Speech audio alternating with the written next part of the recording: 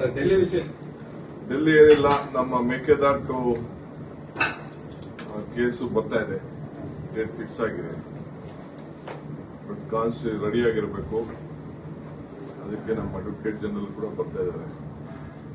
So ಅದಕ್ಕೆ planning ಆಗಬೇಕು, ಯಾರನ್ನ ನಾವು ಎಂಗೇಜ್ ಮಾಡಬೇಕು ಅಂತ ಮೊದಲೇ ಇರೋರು ನಡೆಸ್ತಾ ಇದ್ದಾರೆ. ಸೊ ಆ ದೃಷ್ಟಿಯಿಂದ ಬಂದಿದ್ದೀವಿ. ಸರ್ ನಾಳೆ ದಸರಾ ಉದ್ಘಾಟನೆ ಇದೆ. ದಸರಾ ಹುಡುಗರು ಹೋಗ್ಬೇಕಾಯ್ತು, ಬಟ್ ನನಗೆ ಇದೊಂದು ಬಹಳ ಪ್ರಯಾರಿಟಿ ಇದೆ. 23ವರೆಗೂ ಇದೆ. ಬಟ್ ತಿರ್ಗಾ ಇಲ್ಲಿ ಬಂದ ಮೇಲೆ ಸ್ವಲ್ಪ ಮುಂದಕ್ಕೆ ಆಗ್ಬೋದು ಡೇಟ್ ಅನ್ನೋದು ಒಂದು ಇನ್ಫಾರ್ಮೇಶನ್ ಇದೆ. ಬಟ್ ನಮ್ಮ ಅಡ್ವೊಕೇಟ್ ಜನರಲ್ ಬರಕ್ಕೆ ಯಾಕಂದ್ರೆ ಸ್ಟೇಟ್ ರೆಪ್ರೆಸೆಂಟ್ ಮಾಡೋದು ಕೇಸ್. ಸರಿ, ಜಾತಿ ಗಣತಿ ವಿಚಾರಕ್ಕೆ ಸಂಬಂಧಪಟ್ಟಂಗೆ 2 ಕ್ವಶನ್ ಇದೆ. ಒಂದು, ಈ 33 ಕ್ರಿಶ್ಚಿಯನ್ ಜಾತಿಗಳೇನು ಉಲ್ಲೇಖ ಮಾಡಲಾಗಿತ್ತು ಅದನ್ನು ವಾಪಸ್ ಪಡ್ಕೊಂಡಿದೆ ಒಬಿಸಿ ಇದು ಅನ್ನುವಂಥದ್ದು ಒಂದು. ಆಮೇಲೆ 2ನೇದು, ಈ ರಂಭಾಪುರಿ ಶ್ರೀಗಳು ಹೇಳಿದ್ದಾರೆ ವೀರಶೈವ ಲಿಂಗಾಯತರ ಸಂಖ್ಯೆ ಕಡಿಮೆ ತೋರಿಸೋ ಸಂಶಯ ಇದೆ ನಮಗೆ ಅಂತ ಅವರು ಹೇಳಿದ್ದಾರೆ. ನೋಡಿ, ಯಾರಿಗೂ ಸಂಶಯ ಬೇಡ.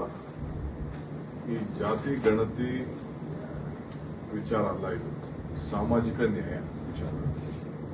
ಇದು ಸಾಮಾಜಿಕವಾಗಿ ಶೈಕ್ಷಣಿಕವಾಗಿ ನಾವು ಸಹಾಯ ಮಾಡಬೇಕು. ಯಾವ ಸಮಾಜದವರು ಕೂಡ ಸಂಶಯ ಬೇಡ. ಈಗ ಎಲ್ಲರೂ ಕೂಡ ನಿಮ್ಗೆ ಅವಕಾಶ ಕೊಟ್ಟಿದ್ದೀವಿ. ಹಿಂದೆ 10 ವರ್ಷ ಆಯ್ತು ಅಂತೇಳಿ ಅದನ್ನ ಮುಂದಕ್ಕೆ ಹಾಕ್ತೀವಿ. ಇದನ್ನ ನಿಮ್ಗೆ ಅವಕಾಶ ಕೊಟ್ಟಿದ್ದೀವಿ.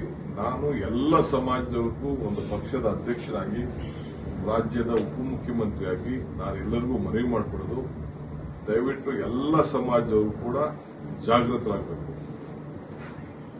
ಬಡವರಿರ್ಬೋದು, ಎಲ್ಲಾ ಹಿಂದುಳಿದ ವರ್ಗದ ಎಲ್ಲಾ ನಾಯಕರಿರ್ಬೋದು, ಮತ್ತು ಯಾರ್ಯಾರು ಸುಮಾರು 7 ಕೋಟಿ ಜನ ಇದ್ದಾರೆ, ಅವರೆಲ್ಲರೂ ಕೂಡ ಎಲ್ಲೇ ಇರಲಿ, ಯಾವ ದೇಶದಲ್ಲೇ ಇರಲಿ, ಆನ್ಲೈನ್ ಅಲ್ಲೂ ಕೂಡ ಎಂಟ್ರಿ ಮಾಡ್ಕೊಳ್ಳಿಕ್ಕೆ ಅವಕಾಶ ಇದೆ.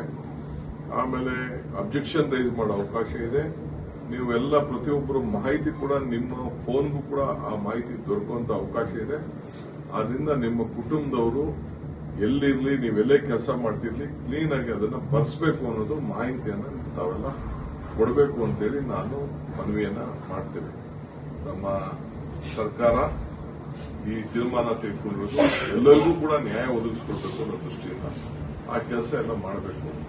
ಸೊ ನಾನು ವೀರಶೈವ ಸಮುದಾಯಕ್ಕೆ ತೊಂದರೆ ಆಗ್ತದೆ ಅಂತ ಏನು ರಂಭಾಪುರಿ ಶ್ರೀಗಳು ಹೇಳಿದ್ದಾರೆ, ನೀವು ಗಾಬರಿಯನ್ನು ಪಡ್ಕೊಳ್ಬೇಕಾಗಿಲ್ಲ. ನಿಮ್ಮ ಪ್ರಚಾರ, ನಿಮ್ಮ ಜನ, ನಿಮ್ಮ ಸಮುದಾಯ, ರಾಜ್ಯದ ಎಲ್ಲಾ ಸಮುದಾಯಗಳು ಕೂಡ ಇದರ ಬಗ್ಗೆ ತಿಳುವಳಿಕೆ ಮೂಡಿಸುವಂತ ಕೆಲಸ ಎಲ್ಲರೂ ಮಾಡಬೇಕು. ಬರೀ ಒಂದೇ ಸಮುದಾಯದ ಮಾಡೋದಿಲ್ಲ, ಇದು ಎಲ್ಲಾ ಸಮುದಾಯದವರು ಇದನ್ನ ಉಪಯೋಗಿಸ್ಕೊಳ್ಬೇಕು.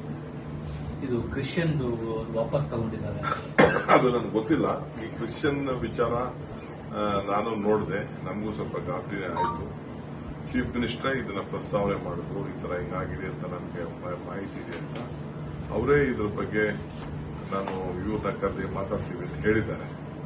ಸೊ ಅವ್ರಿಗೆ ಎಲೆಕ್ಷನ್ ಇವ್ರಿಗೆ ನಮ್ಮ ಕಮಿಷನ್ಗೆ, ಬ್ಯಾಕ್ವರ್ಡ್ ಕ್ಲಾಸ್ ಕಮಿಷನ್ಗೆ ಚೀಫ್ ಮಿನಿಸ್ಟರ್ ಮಾತಾಡ್ತಾರೆ. ನಾವು ಅವರೆಲ್ಲ ಕರೆಸ್ಬಿಟ್ಟು ಈ ತರ ಎಲ್ಲ ಅಬ್ಜೆಕ್ಷನ್ಸ್ ಇದೆ ಅಂತ ತಿಳಿಸಿದ್ದೀವಿ. ಅದೇನು ಹೇಳಬೇಕು ಅವ್ರ ಸರ್ಕಾರದಿಂದ ಅವ್ರಿಗೆ ಸಂದೇಶ ಕೊಡ್ತಾರೆ.